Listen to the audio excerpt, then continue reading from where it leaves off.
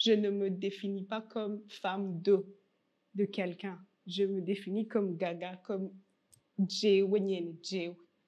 Donc, ni vyinshi ucamwo muri entourage, muri société, hakagera igihe, biya navuze ati hari ibintu ntamubwira, ukiproteja, ugaproteja couple yawe.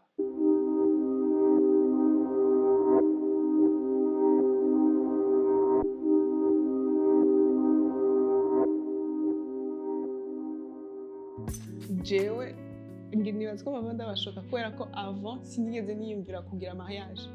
Nabona umenga no hari ibintu nyene ndakunda abana cyane, nibaza ati nohava ngira umwana mugabo singire mariage kubera ko ama model y'ama mariage nabona ntivyari bihari kwa nta rukundo rwarimo gushika umunsi mbona urukundo rwa vrai ndarubona ubwo rwari rukenewe kuri jewe. Hama kugira kubaka n'umunyamahanga bisanzwe kubakwa vyonyene mu Burundi bikurikizwa n'amajambo menshi uko vyoba bimeze gose abaye umunyamahanga ho n'ibindi umenga barakureka ugakura hama hageze iyo shwa ya nyuma y'ubuzima sinzi nati ya nyuma shwa ya nyuma hategereza kubaho umuntu avuga akuvugira ati wari kuburi kumwe n'uyu vyari kuba bimeze gutya vyari kuba vyiza bimeze gutya hama hari umuntu avuga. Rero iyo ugize mariage canke niyo muri kumwe mutariyumvira mariage n'umuzungu n'umunyamahanga nibaza ko ibindi ngwano ndende gusumba. Jewe ivyo nabayemwo personnellement pour la petite histoire no musi nje muri émission yambajije ngo ugiye kugira émission en rapport avec quoi ndamubwira ndambwira ngo je vais voir ngo je vais pouvoir écouter ngo les secrets que tu m'as cachés. Kubera ko naramubwiye ati jewe hari ibintu byinshi bavuga mbwa je peux pas te le dire parce que ça sort même muri cercle yawe. Even mu bantu ubuzi ngo murazinanye murakundana bari censé kukunezererego ugasanga bari muri umunyamahanga deja nga mu Burundi ikintu cumvikana nta rukundo rurimo niyo image ya mbere abantu bose bafise. Tu peux raconter à tes amis proches bo barashobora gutahura ukavuga ati nafatitse ndi mu rukundo bimeze gutya mugabo abandi bakubwira ati n'amahera ntihajemo différence d'âge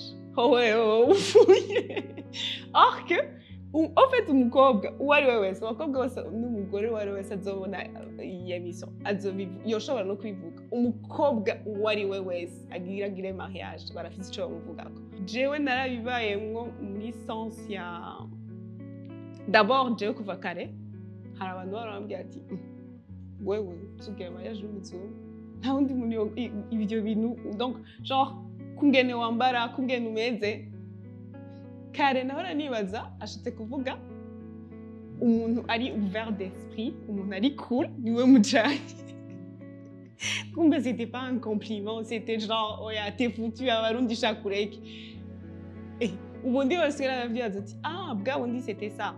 Ikindi ushobora gusanga nk'umuntu akubwiye kandi umuntu ubu vuba umuntu ari marié nawe nyene ugasanga akubwiye ngo yo wambaye neza ngo nuko nyene uri umugore w'umuzungu gati okay nonewe ni wari kuvyambara ngo yaha nk'ivyo ndavyimvira ngo mugabo nkaca numva umenga regard y'abandi avuga ati oops uwundi ngo ariko gaga ngo mugabo ngo exagère ngo umwana uzomuta hasi. Pour vous dire, génétiquement parlant, ma maman, elle était très fine, mon papa, très fin. Ubyibushe muri famille, nuko hariyo uwundi muntu wo kuri côté, donc il y a un autre côté, donc soit muri famille ya mama cyangwa ya papa, hari uwundi muntu mwagiranye mariage, aguhaye andi majene. Donc même ivyo, ni vya bindi umugore w'umuzungu ngo ari contrôler ngo ntafungura ibintu yemerewe. Come on, guys. Je ne me définis pas comme femme de quelqu'un. Je me définis comme Gaga, comme jewe nyene, jewe. Donc, ni vyinshi ucamwo muri entourage, muri société, hakagera igihe, biya navuze ati hari ibintu ntamubwira, ukiproteja, ugaproteja couple yawe. Ukavuga ati turi babiri, nitwe tuzorubamwo urwo rugo. Donc, j'ai pas besoin de lui raconter ce qu'on me dit. j'ai même pas besoin yo kwijustifia hama nkavuga ati du moment que hariya bavuga ibi ntidusubira kujayo. Donc iyo ni nkuko ubijera gute sinsubira kujayo du moment que je sinigirisha kuva kera n'imbere yuko tumenyana canke iki sinigirisha ngo ndakubwire ngo turi bon turabagenzi turi bon kandi tutari bon. Nzi neza ko uriko urampenda, nzi neza ko à un moment tu as parlé de moi ntahari kandi wamvuze nabi. Donc sinza kuvuga ati nimba uri muri ivyo tube vitamo. C'est comme ça que je vivais ma vie kuja kuri université, kuja ku kazi, kuja ma programme ari intéressant mu bitabo. Je pouvais même passer ma journée ndiko ndasoma ibitabo mais bon ntagiye muri ivyo stress.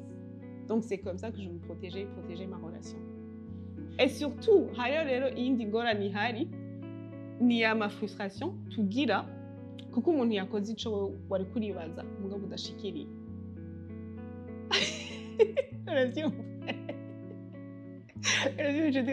Ugasanga hari umuntu yari yifuza kugira ivyo bintu. Oser, en fait, oser muri société yacu biragoye. Oser faire ico umutima wawe ushaka biragoye. Ugasanga rero umuntu atabishoboye avuga ati reka basi ndonkico mvuga. Tout le monde a des histoires à dire kuri relation, kuri ubuzima. Société yose iratinya changement. Je pense que iyo uko kubibona ntibijubu si vyubu. Je ndaza mama ba kera bagize mariage n'abazungu canke n'abantu baba étranger. Même pas abazungu, aba étranger like umwirabure mugabo nko mu West canke iki. Bose bari bafite amazina bivanye n'ibigezweho. Ba bantu ba kera bahora bakora ngaha par exemple. Aba connotation bari bafise nibaza ahubwo uko nk'ubu mu mama wa kera andavye avuga ati kurigirisha.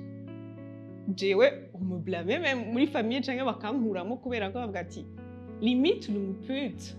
Voilà, parlons les choses comme elles sont. Barashobora kuba barabivuga. Siko kibabaje ahubwo muri enfance y'abakobwa. C'est bahama hariho abakobwa ntibicara gutya, ntibambara gutya, ntibagira gutya.